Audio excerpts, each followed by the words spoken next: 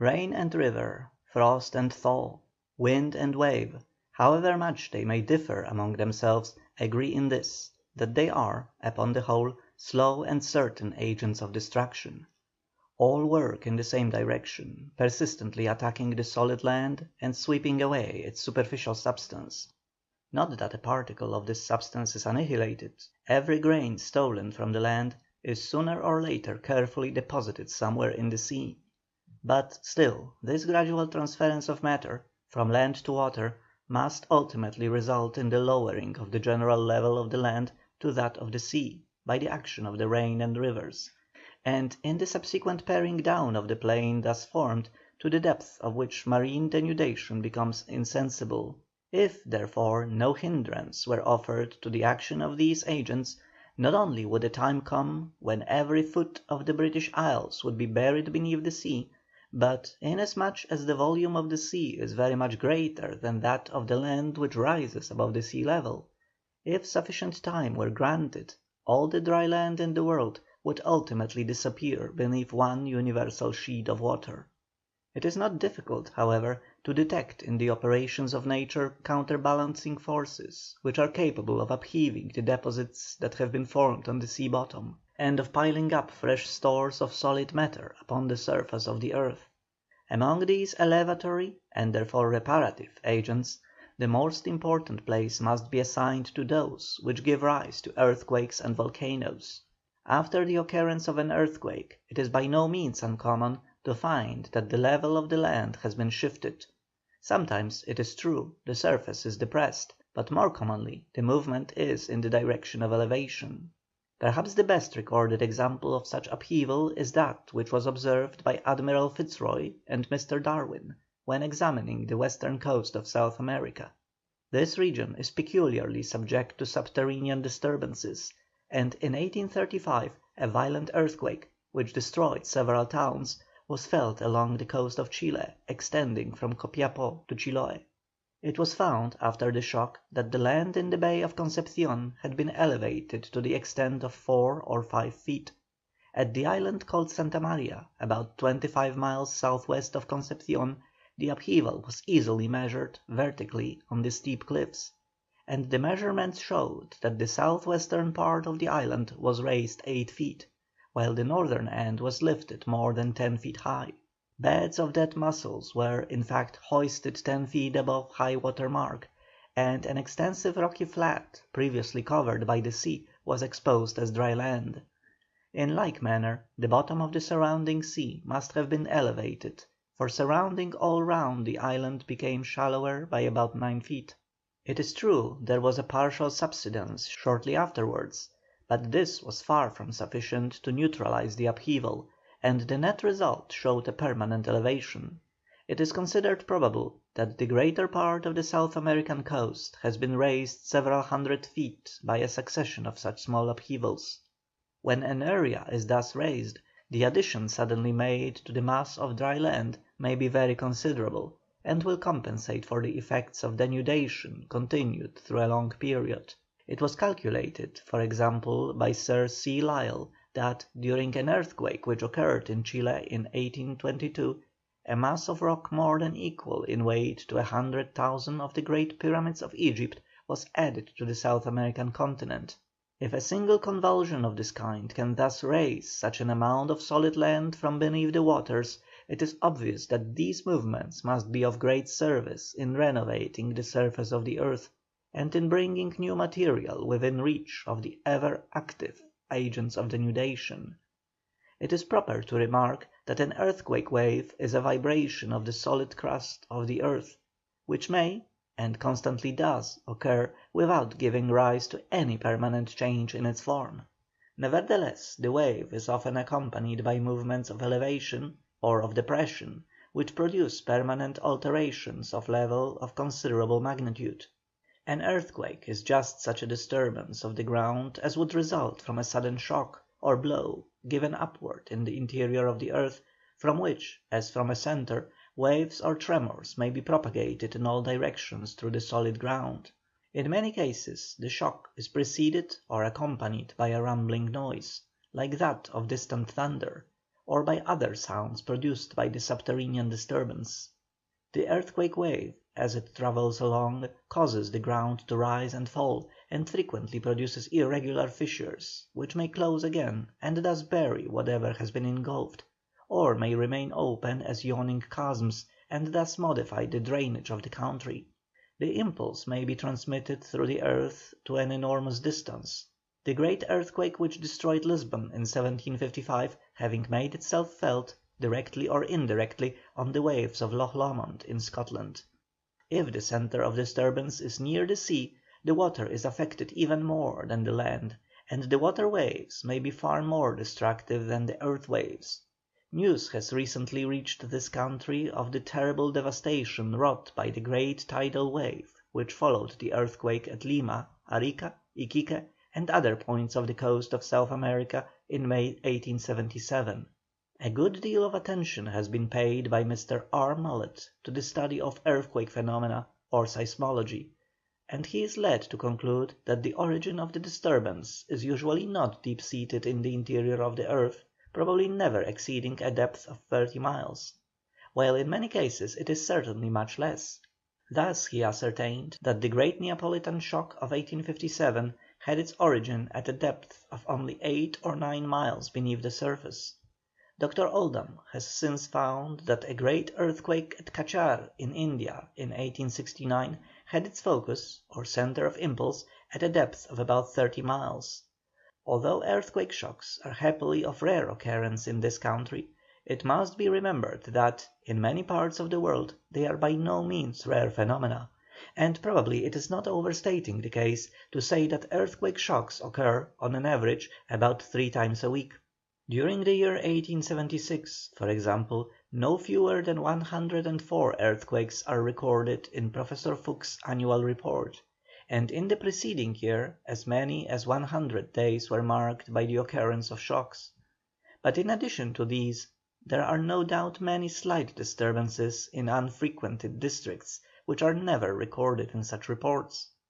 The total effect produced by the causes of such disturbances must consequently be far from insignificant, even in the course of a single year.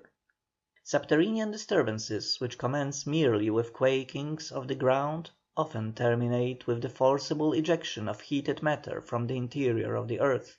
A rent may be produced at some weak point, and this crack then serves for a passage of large volumes of steam and other vapours, with showers of red-hot ashes, accompanied or followed by streams of molten rock.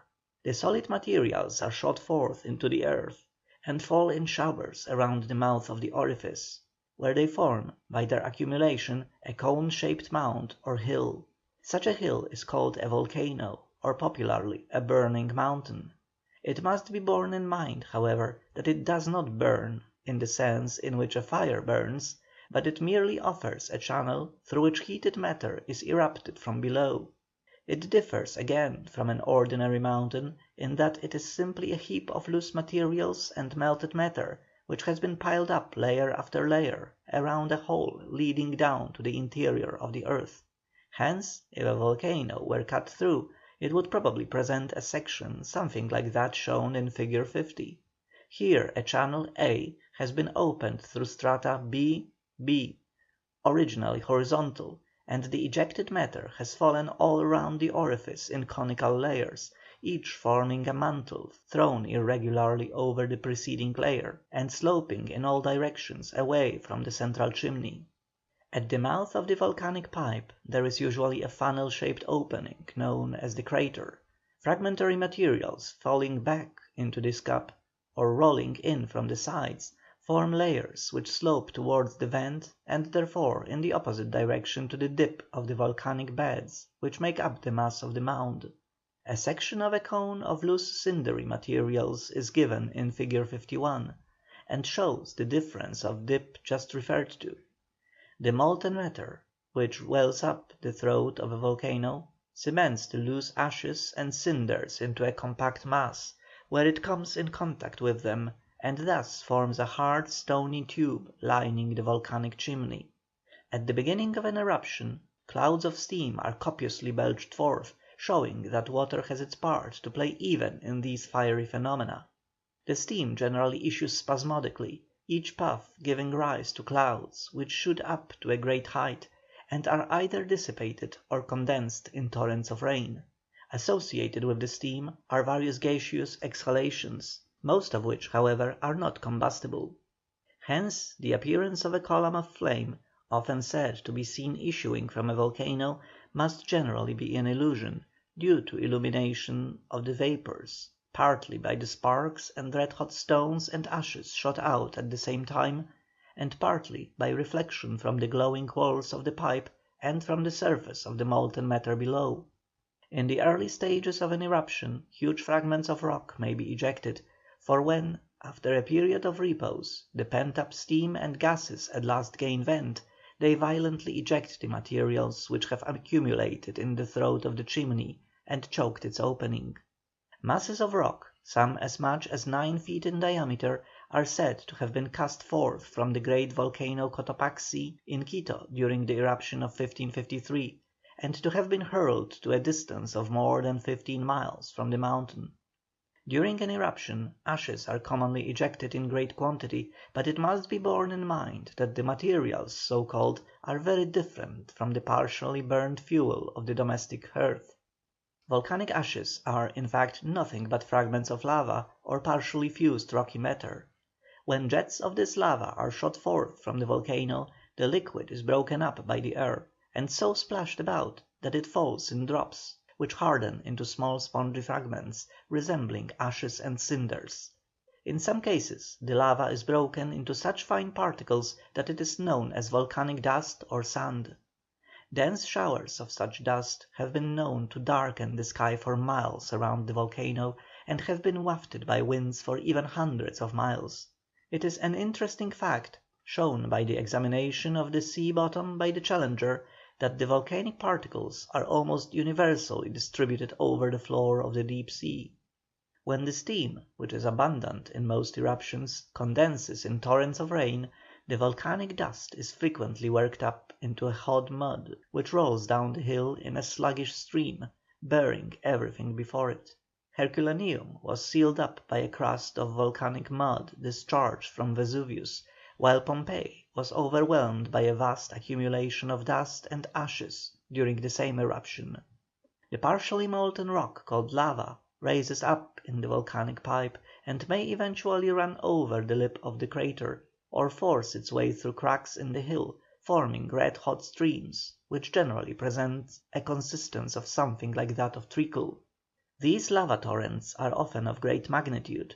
Thus it was estimated that in the famous eruption of Skaptarjökull in Iceland in 1783, the mass of lava brought up from the subterranean regions was equal to the bulk of Mont Blanc.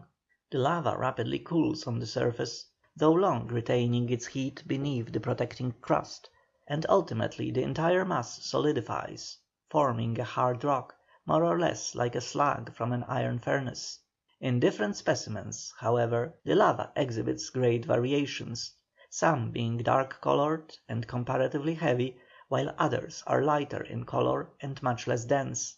In some cases the rock is compact, while in others it is spongy or cindery, when it is said to be scoriaceous. The little cavities or vesicles in this scoria or cellular lava are formed by the disengagement of bubbles of gas or vapour, when the matter is in a pasty condition. Just as the porous texture of a piece of bread is due to the presence of bubbles of gas evolved by the fermentation of the yeast. The stone largely used for scouring paints under the name of pumice is a lava of very porous texture, its name recalling its origin as the froth or scum of lava. Sometimes the masses of lava, which are tossed into the air, are rotated during their flight, and fall as more or less rounded bodies, known as volcanic bombs. Occasionally a very liquid lava may be caught by the wind, and drawn out into delicate fibres, like spun glass. This beautiful form is very abundant in Kilauea, a volcano in Hawaii, one of the Sandwich Islands, where it is known as Pele's hair, its name being borrowed from that of an old goddess which was supposed to reside in the crater. Other lavas again are vitreous, and strongly resemble dark coloured bottle glass when they pass under the name of obsidian.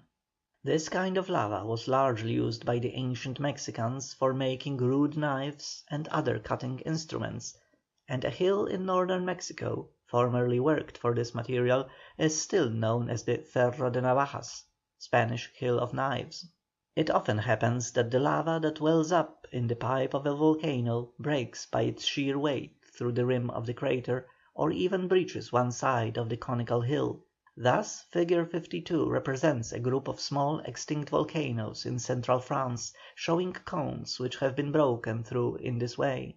In some cases the flanks of the cones are rent, and lava is then injected into the cracks, forming, when cold, huge rocky ribs known as dikes. In other cases the chimneys get choked up by a plug of hard lava, and new vents may then be opened on the side of the cone. Figure 53 is an ideal section of a volcano, showing the dikes of lava running through the stratified deposits, and also showing two minor cones, A, B, thrown up at points where the volcanic matter has been able to force its way to the surface. Mount Etna is remarkable for having its flanks studded with parasitic cones, some of which are of considerable size, one being upward of 900 feet in height.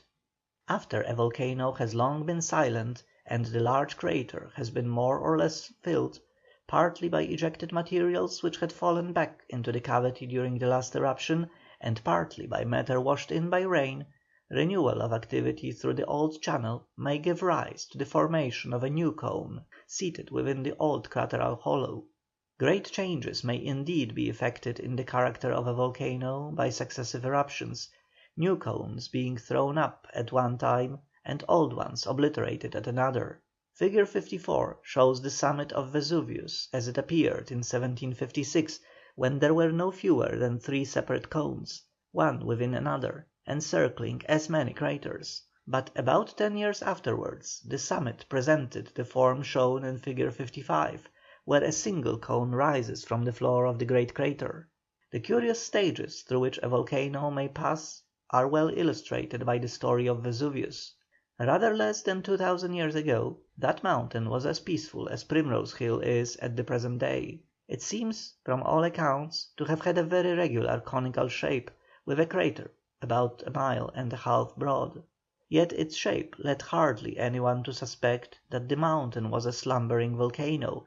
Wild vines were growing over the sides of the crater, and it was in the natural fortress formed by this great amphitheatre that Spartacus the Thracian, with his little band of gladiators, took up his position at the beginning of the Servile War in the year 72 B.C. Earthquakes, as already pointed out, are often the heralds of volcanic eruptions, and the first notice which the old dwellers around Vesuvius received of its renewed activity was from a series of earthquakes which began, as far as we know, in A.D. 63, and continued intermittently for about 16 years. These disturbances culminated in the great eruption of A.D. 79, which has been described in 2 letters written by Pliny the Younger to Tacitus. The elder Pliny, the author of the famous Historia Naturalis, was at that time in command of the Roman fleet of Misenum.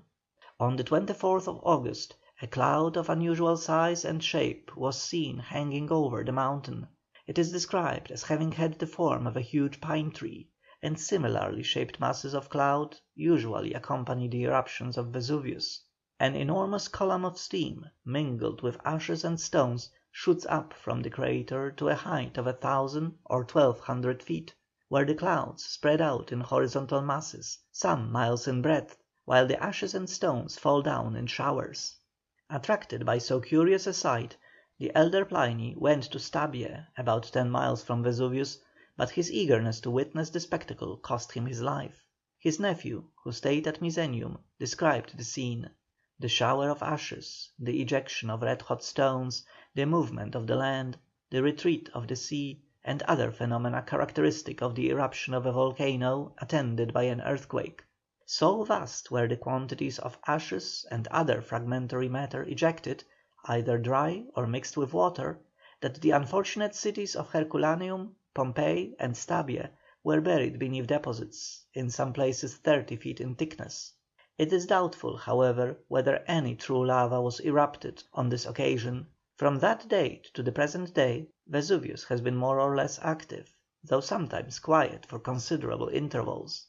During the great eruption just referred to, the south western side of the original cone was destroyed, but the half which was then left has remained in existence up to the present time, and forms the semicircular hill known as Monte Somma.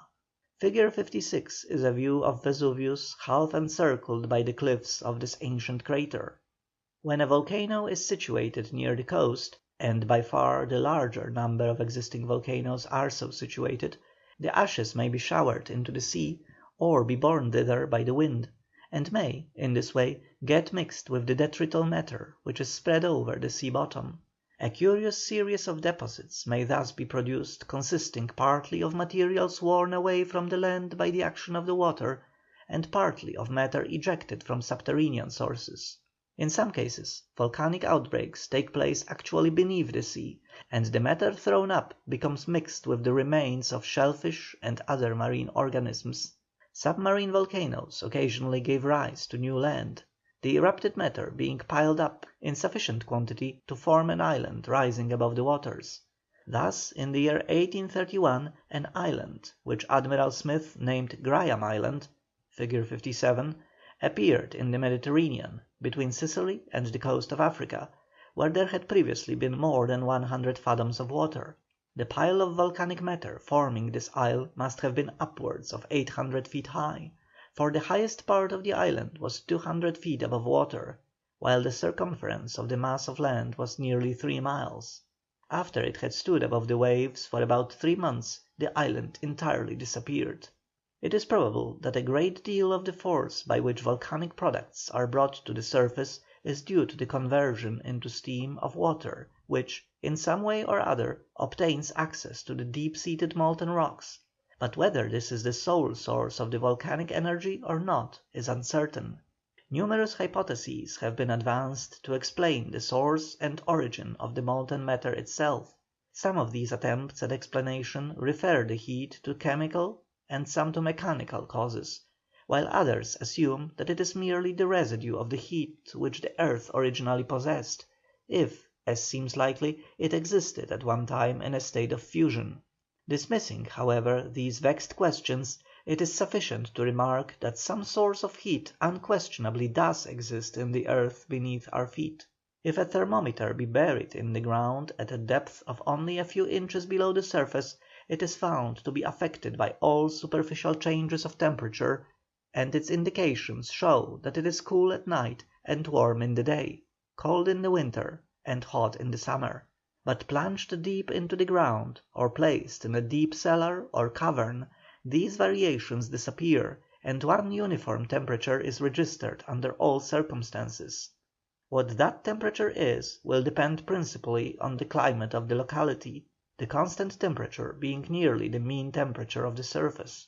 On going still deeper the heat is found to increase, and at the bottom of a deep mine it is generally so warm that the miners are glad to discard most of their clothing.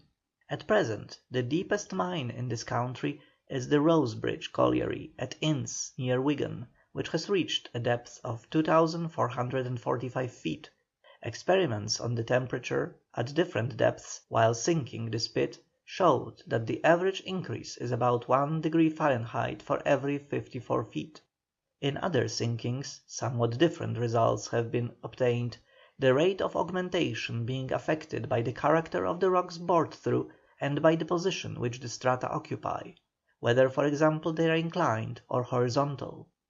Thus at the Astley pit in Dunkerfield in Cheshire, the rate was found to be 1 degree for every 77 feet, but this appears to be unusually low. Perhaps it will not be far wrong to assume that the average increase is 1 degree for every 60 feet. Such at least is the rate which was adopted a few years ago by the Royal Coal Commission in their calculations. Even the deep sinking at the Rosebridge colliery is but the veriest dent in the earth's surface compared with the actual radius of the globe. It gives therefore but scant information respecting the temperature of the deep-seated portions of the interior, but assuming such a rate of increase to continue, it is evident that at the depth of only a few miles the heat would be sufficient to fuse any known rock. It is true that the melting point of a solid body may be greatly modified by pressure, and it is obvious that at great depths the pressure must be prodigious. Nevertheless, the eruption of lava from volcanic vents sufficiently shows that, whatever the general state of the earth's interior, there must be at least local masses of molten rock. Additional evidence of the existence of heat at great depths is furnished by the temperature of the water yielded by certain springs. Some of the hot springs at Bath, for example, have a temperature of 120 degrees Fahrenheit, still hotter springs occurring in many countries. And in volcanic districts even the boiling point is occasionally reached. The most remarkable of these hot springs are those known in Iceland as geysers. Jets of boiling water, with clouds of steam, are intermittently thrown high into the air with great force, and accompanied with loud explosions. The water generally holds silica in solution, and this siliceous matter is deposited around the mouth of the hole as an incrustation called sinter. Although the geysers of Iceland are best known, similar springs are found in New Zealand and also in the Rocky Mountains of North America. No fewer than 10,000 hot springs, geysers, and hot lakes are said to exist within the area of the Yellowstone Park. In some localities hot water issuing from the ground is mixed with earthy matter, and streams of thick mud accumulate around the openings so as to form conical hills, known as salses, or mud volcanoes.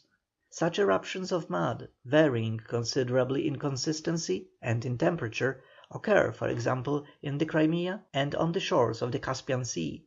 In other cases hot vapours issue from cracks in the ground, as at the Solfatara near Naples, where the vapours are charged with sulphur. A large industry has sprung up in the Tuscan Maremma by utilizing the hot vapours which issue from smoking cracks known as soffioni, and contain particles of boracic acid which are used in the preparation of borax. Most of the phenomena just described are probably to be regarded as representing the lingering remains of volcanic activity. When a volcano has become extinct, the effects of subterranean heat in the locality may still manifest themselves in a subdued form in such phenomena as those of hot springs. Many volcanoes, however, which appear at the present day to be perfectly quiet, are merely dormant, and may break forth with renewed activity at any moment. The early history of Vesuvius, as already pointed out, shows that a volcano, after being silent for ages, may suddenly start forth into fresh life. There are few better examples of an area in which volcanic action must have been rife on an enormous scale at a comparatively recent time than that furnished by the Auvergne and the neighbouring districts in central France. There the traveller may see hundreds of volcanic cones, known locally as puys, still preserving their characteristic shape, in spite of long exposure. There, too, are the streams of lava just as they flowed from the craters or burst through the sides of the cones, Figure 52, whilst thick sheets of old lava and beds of ash are spread far and wide over the surrounding country. The district known as the Eifel, on the west bank of the Rhine between Bonn and Andernach, offers equally striking examples of extinct volcanoes. End of Section 10. End of Little Masterpieces of Science, The Skies and the Earth, edited by George Iles.